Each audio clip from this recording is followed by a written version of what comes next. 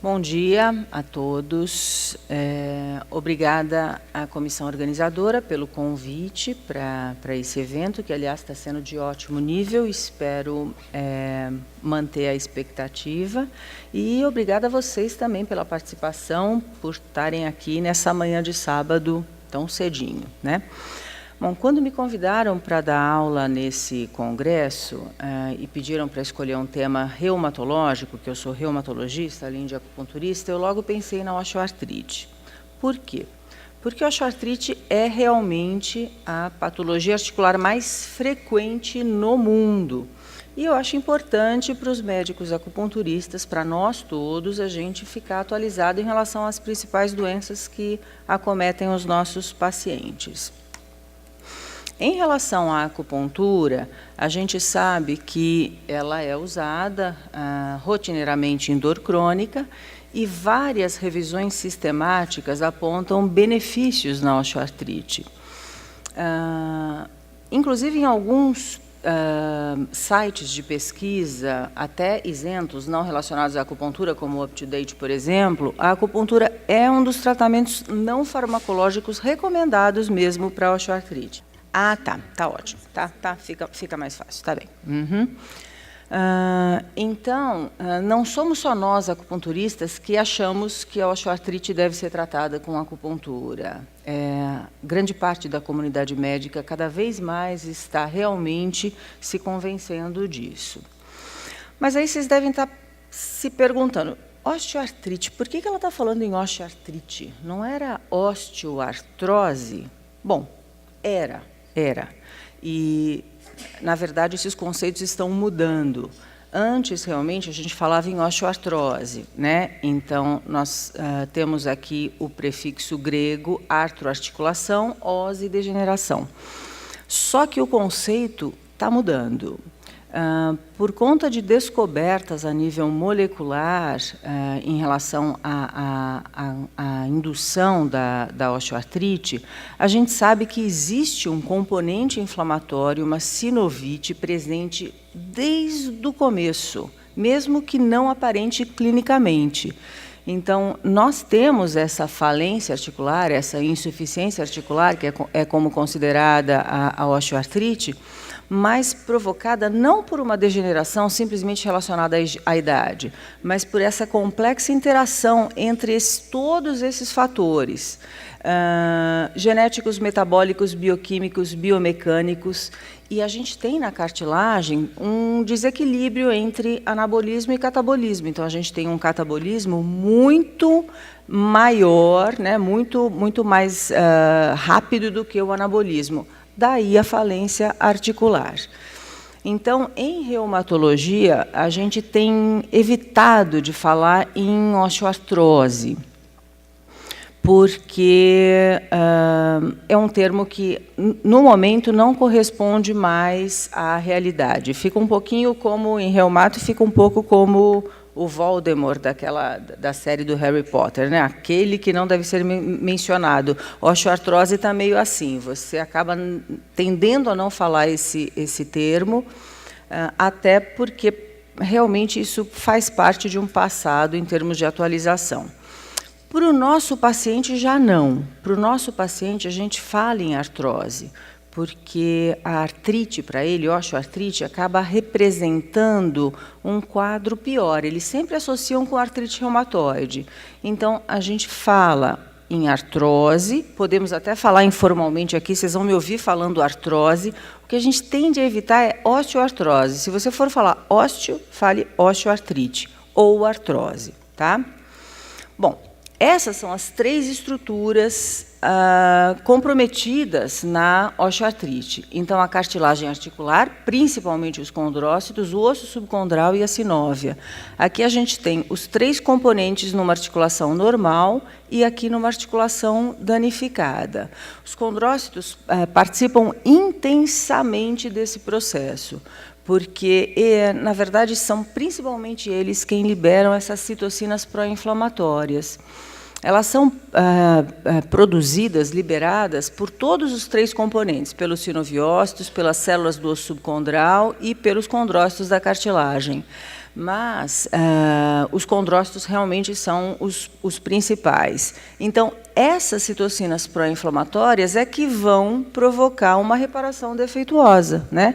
Então, um trauma ou um microtrauma que deveria ser regenerado normalmente, não. Ele é regenerado de uma forma inadequada. E é daí que a gente acaba tendo as destruições da osteoartrite. Então, resumindo o desenvolvimento da artrose ou da osteoartrite, nós temos fatores que podem ser biomecânicos, bioquímicos, genéticos, vão provocar esse desequilíbrio entre anabolismo e catabolismo da cartilagem, insuficiência na reparação das lesões articulares, o que leva a uma falência ou insuficiência articular. Quais são os fatores de risco principais que a gente identifica? Trauma, alterações biomecânicas, como, por exemplo, um mau alinhamento, um desalinhamento articular, genética, obesidade. A obesidade, ela gera um estado pró-inflamatório global no corpo. Então, ela é considerada como um fator de risco até para a osteoartrite de mãos. Não é só para as articulações de carga, para qualquer osteoartrite. E, é claro, a idade, né? Ninguém está falando que a idade não é um fator importante para a artrose. É claro que é. Aliás, é o principal fator. Então, você tem uma pessoa que não tem nenhum desses fatores de risco. À medida em que ela envelhece, ela vai ficando cada vez mais propensa a ter osteoartrite. É como a osteoporose. Porque o envelhecimento ele provoca tudo isso daqui. Diminui condrócitos, leva a um estado pró-inflamatório exatamente como a obesidade, diminui massa muscular, diminui hormônios, diminui propriocepção. Tudo isso acaba realmente levando a essa tendência da falência articular. Vamos classificar só um pouquinho os tipos de osteoartrite. Nós temos a não inflamatória, que é super mais comum, e a inflamatória. Então, na não inflamatória, a gente tem dor, disfunção e uma rigidez matinal, em geral, muito curta, de minutos, né? Então, é o paciente que acorda, logo depois de escovar os dentes, lavar o rosto, já está bem. E a inflamatória, não. A rigidez matinal é mais prolongada, algumas vezes até se confunde realmente com a rigidez da artrite reumatoide. Então, em mulheres, por exemplo, tem um subgrupo de osteoartrite, que é a osteoartrite de mãos, num padrão mais inflamatório. É muito comum a gente ter dúvidas sobre se é uma osteoartrite mesmo ou se é uma artrite reumatoide, porque acaba havendo essa rigidez matinal mais prolongada, dor noturna, sinais flogísticos. Então, um quadro que realmente fala de sinovite mesmo, né? Aliás, falando em sinovite, uma ressalva importante que eu preciso fazer. Até algum tempo atrás, quando a gente pediu uma ressonância nuclear magnética e vinha lá escrito sinovite, a gente já pensava, esse paciente tem artrite reumatoide. Não, atualmente não. Então, mesmo a artrose, a osteoartrite, tem sinovite. Então, o fato de você ver sinovite numa ressonância não significa que você está diante de um outro diagnóstico. E, em termos de primária ou secundária, nós temos, na primária, a localizada e generalizada, e na secundária, esses são os principais fatores, né, que podem provocar uma artrose secundária. Trauma, as doenças congênitas, a deposição de cristais de pirofosfato de cálcio, que é a condrocalcinose, né, que muitos de vocês conhecem como condrocalcinose, algumas doenças articulares e sistêmicas, como uma artrite gotosa, uma artrite séptica, diabetes, hipotiroidismo, tudo isso acaba deixando o paciente com um fator de risco maior para osteoartrite. E alguns padrões que a gente reconhece como mais comuns, né? Então, a monoarticular no adulto jovem, que, em geral, ela é secundária realmente a trauma ou a uma infecção ou a gota, né? É um padrão bem comum de osteoartrite. A pálcia articular na meia-idade, aí é geralmente nas articulações de carga, joelhos, coxofemorais e coluna. E a poliarticular, em mulheres mais velhas, geralmente com fase inicial inflamatória. Então, é o que eu falei dessa osteoartrite de mãos, que pode acontecer também em mulheres mais jovens. Aqui, aliás, a gente vê uma representação das mãos.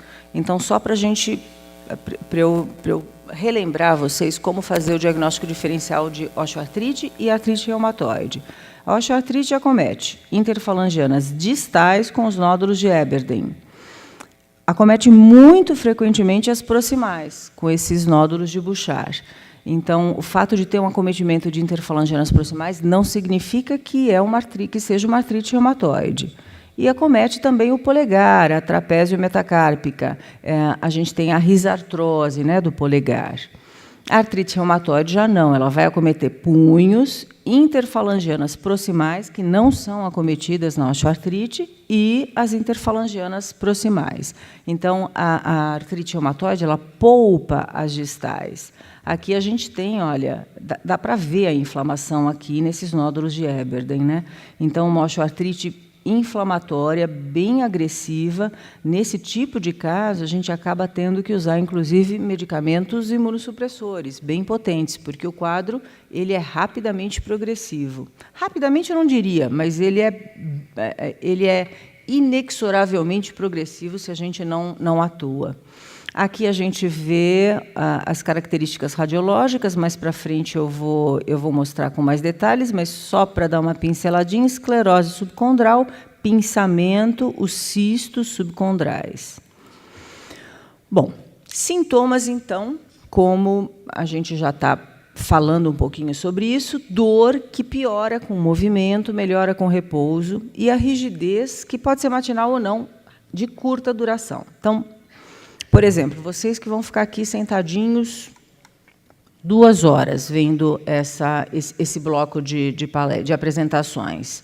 Quem tem osteoartrite de joelhos, depois que levanta, em geral, sente um pouquinho de desconforto. Quando é uma osteoartrite mais avançada, acaba sentindo um desconforto maior e demora realmente alguns minutos até conseguir andar com mais tranquilidade. Essa é a rigidez da osteoartrite, tá? E os sinais? Dor à palpação, geralmente sem inflamação, limitação articular, crepitação, a gente vê isso muito comumente em joelhos, né? Podem estar presentes derrames e deformidades. Na radiologia, esquece ressonância. Ressonância para osteoartrite, ela só funciona na prática clínica quando a gente quer ver algumas lesões associadas, como nos joelhos, por exemplo, se a gente quer ver alguma lesão de meniscos, de ligamentos, na coluna, se a gente quer ver se tem uma hérnia discal ou alguma outra alteração desse gênero. Para avaliar a osteoartrite, raio-x bilateral, sempre bilateral. Mesmo que o paciente tenha dor, por exemplo, só no joelho, você pede nos dois. Por quê? Porque você quer comparar os dois. Isso é muito importante. E o que você vai ver? Estreitamento do espaço, esclerose subcondral, osteofitose e cistos subcondrais. São as 4 alterações radiológicas da osteoartrite. Então, aqui em joelhos, a gente vê 3 deles. A gente vê a esclerose, a diminuição de espaço. Olha aqui o afundamento de osso, né? Perdeu o osso aqui nessa região lateral do joelho. E, então, limitação, estreitamento do espaço, esclerose. Aqui a gente vê uma esclerose subcondral intensa, junto com um pinçamento articular brutal. Esse caso, por mais que a gente consiga aliviar a dor com acupuntura e com medicamentos, em geral acaba evoluindo para uma prótese articular. Aqui, na radiografia de coluna, os famosos bicos de papagaio, que são nada mais nada menos do que os osteofitos. Aqui nas mãos, então, aqui a gente vê bem esses cistos subcondrais. Isso não é erosão, é diferente da erosão da artrite reumatoide. Isso aqui são cistos subcondrais com esclerose, com pinçamento de espaço. Tudo isso é característico da osteoartrite, aqui também. Aqui no hálux, a gente vê um hálux com osteoartrite e um hálux normal. Olha a diferença entre os dois. Por isso que é importante a gente pedir sempre um raio-x bilateral mesmo. E, para falar só um pouquinho da ressonância, então, aqui a gente tem edema ósseo, que é muito comum. O que significa edema ósseo quando a gente vê na ressonância? Inflamação, né? Então, esse osso subcondral que está respondendo inflamatoriamente. E aqui o que a gente pode ver, que não tem nada a ver com a osteoartrite, mas o que justifica a gente pedir uma ressonância de coluna, que são as hérnias, né? Objetivos do tratamento. Então, aí é que vai entrar a acupuntura. Então, controlar a dor, a inflamação, minimizar a disfunção articular, melhorar a qualidade de vida e educar o paciente quanto ao seu papel no tratamento. Isso também é importante. Então, não adianta só tirar a dor e medicar. Se o paciente está acima do peso, tem que orientar para emagrecer, se está sedentário, para fazer exercício, e por aí vai. Isso é muito importante, porque a osteoartrite é uma doença crônica. Então, você não vai tratar e o paciente vai ficar ótimo e nunca mais vai ter problemas. Ele vai ter problemas, a não ser que ele mude a sua qualidade de vida. Só dando uma pincelada em terapia farmacológica, ácido hialurônico intraarticular. Eu vou com... Peço desculpas, mas vou falar uma marca só para vocês se situarem, que é a marca mais comum, para quem, às vezes, como ácido hialurônico intraarticular não consegue se localizar, o Synvisc, né? Então, essas injeções de ácido hialurônico, elas são muito usadas quando a gente tem um comprometimento monoarticular. Por quê? Algumas vezes eu tenho um paciente que tem uma osteoartrite severa, extremamente importante, mas numa articulação só. Eu vou ficar dando um monte de coisas para isso? Não. Muitas vezes, séries de infiltração com ácido hialurônico conseguem deixar essa articulação muito melhor e permitir que eu use só um medicamento mais leve, como a glucosamina condroitina. Só para vocês verem aqui, gente, cloroquina a gente usa com muita frequência em osteoartrite. Ela quase não tem mais espaço, por exemplo, em artrite reumatoide, em lúpus, a gente tem drogas muito mais específicas, mas na osteoartrite a gente usa bastante. E usamos até, em casos mais agressivos, metotrexato e leflunomida, sim. Algumas vezes, por mais que a gente use cloroquina, associe um monte de coisas, a gente não consegue bloquear a inflamação. Então, a gente precisa usar imunossupressores mais potentes. Bom, aí, na terapia não farmacológica, é que nós entramos, né? Além de tudo isso daqui. A acupuntura na osteoartrite, infelizmente, ainda tem poucos estudos de alta qualidade. E os mais citados são realmente em osteoartrite de joelhos. A gente vai ter uma palestra sobre gonalgia, então é até bem legal que vocês vão ver essa parte. Em relação a esses estudos, depois eu vou deixar os meus dados de contato, se vocês quiserem, eu passo para vocês. Esses 6 estudos, 3 aqui e 3 aqui, são estudos de alta qualidade em relação à osteoartrite.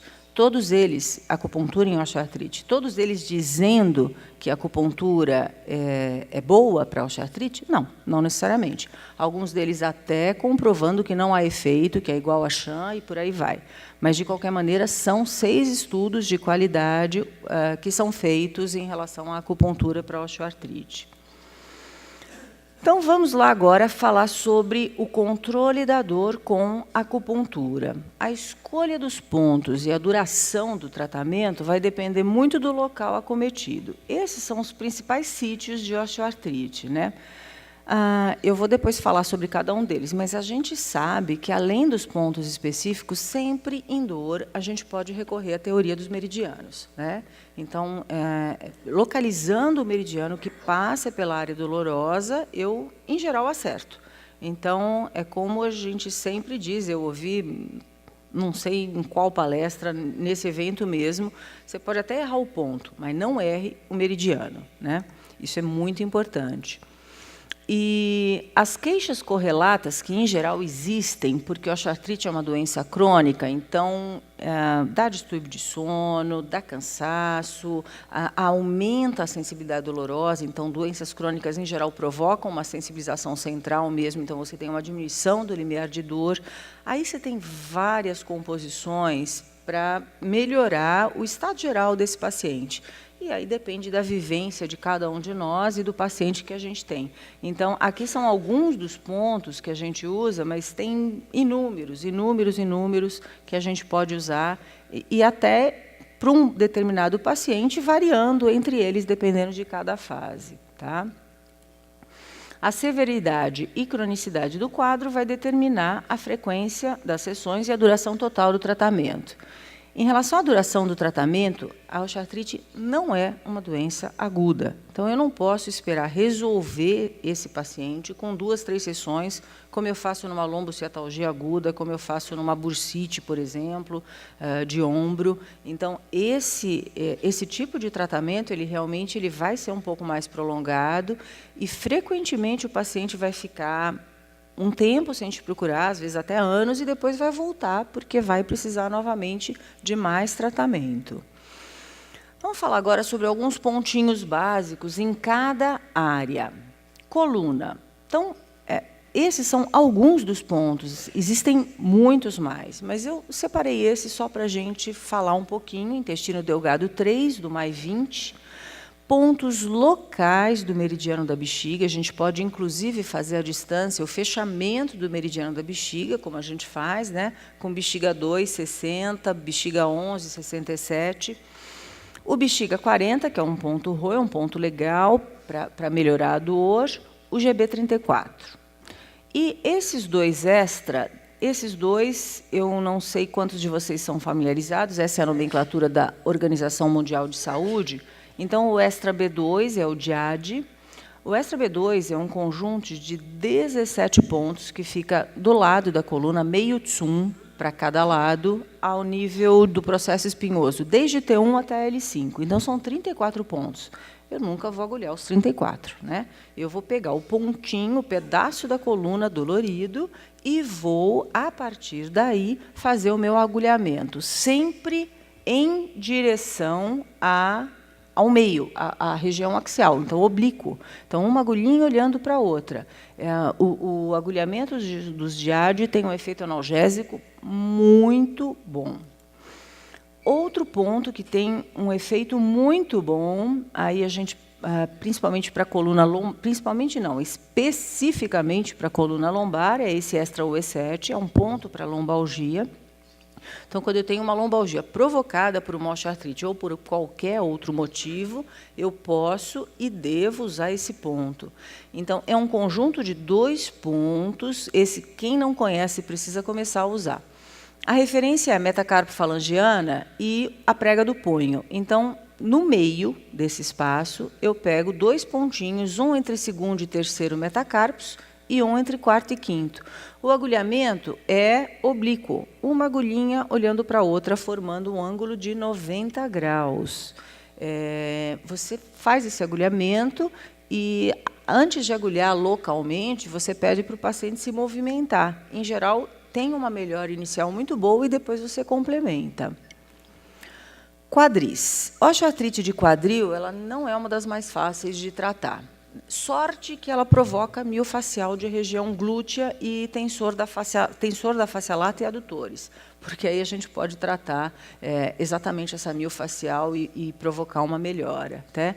De pontos clássicos, pontos do meridiano da vesícula biliar, REM+, 12, orientado para o local.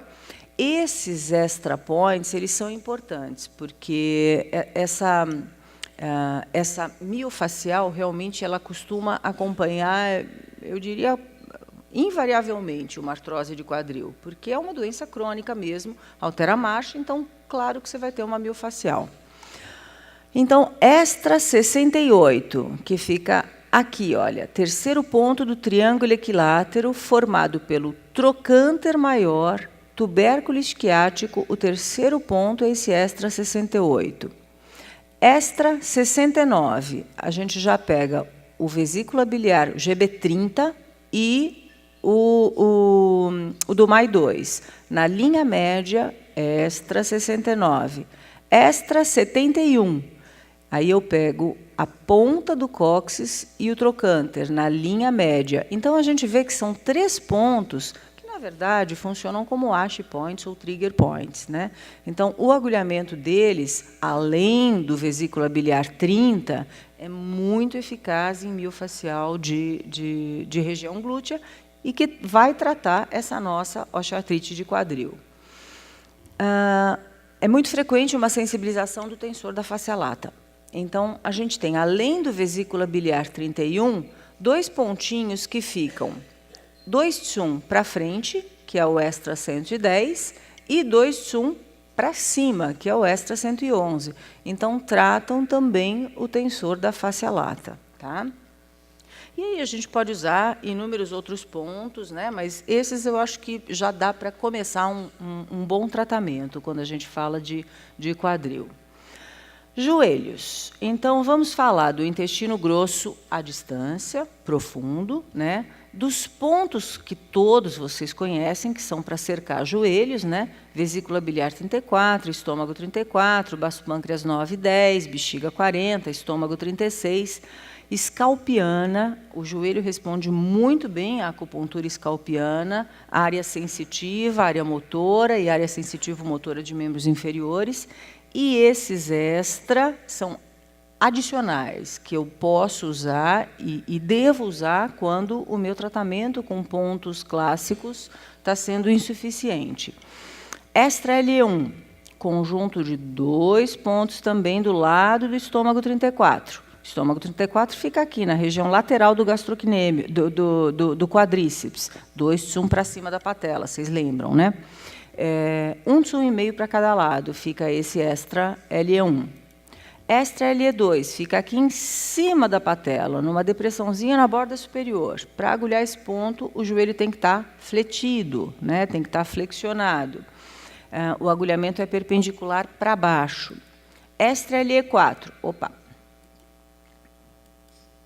Extra LE4. Ele fica na depressão medial do tendão da patela, também com o joelho flexionado. Na depressão lateral, a gente vai ter o estômago 35, né? Não sei se vocês lembram disso. Tem estômago 36 aqui embaixo, na depressão lateral eu tenho estômago 35. Então, o conjunto desses dois, extra LE4 que fica na medial e estômago 35 que fica na lateral, é chamado de extra LE5.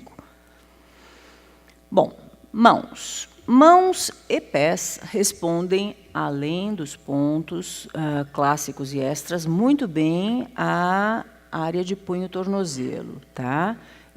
A técnica, desculpe, de punho-tornozelo. Então, eu posso usar o punho-tornozelo tanto para mãos quanto para pés. Pontos locais, L4, L5, triplo aquecedor 3, extra UE9. O que é esse extra UE9?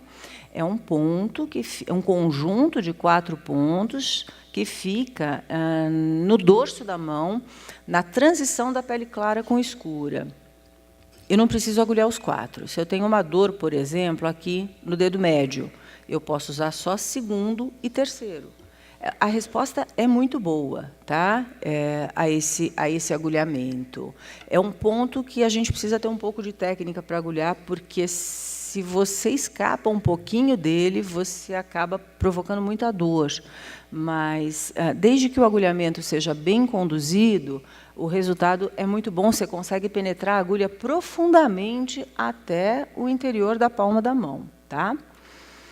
Nos pés, então, como eu falei, punho, tornozelo, já estou terminando, tá? Punho, tornozelo, os pontos locais, fígado 3, pontos distais do meridiano da vesícula biliar também, bexiga 60, rim 3, para aliviar tornozelo, e esse extra LE10, o Baffen, que é igual ao Bache, é igual ao das mãos, então é o mesmo raciocínio, os 4 pontos, e você pode usar quaisquer deles que forem necessários.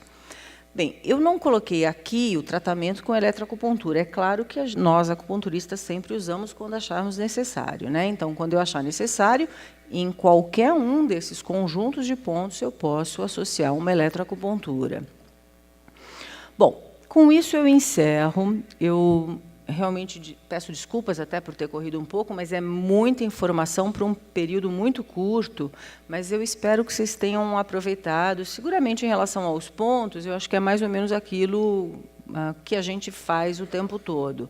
Mas eu espero que vocês tenham aproveitado, principalmente em relação à atualização da osteoartrite, porque eu acho que nós, como acupunturistas, a gente precisa realmente saber, estar a par de todas as atualizações, principalmente das doenças mais frequentes no cotidiano dos nossos pacientes, para poder dar a eles um melhor em termos de tratamento e deixá-los com uma qualidade de vida sempre boa, muito boa.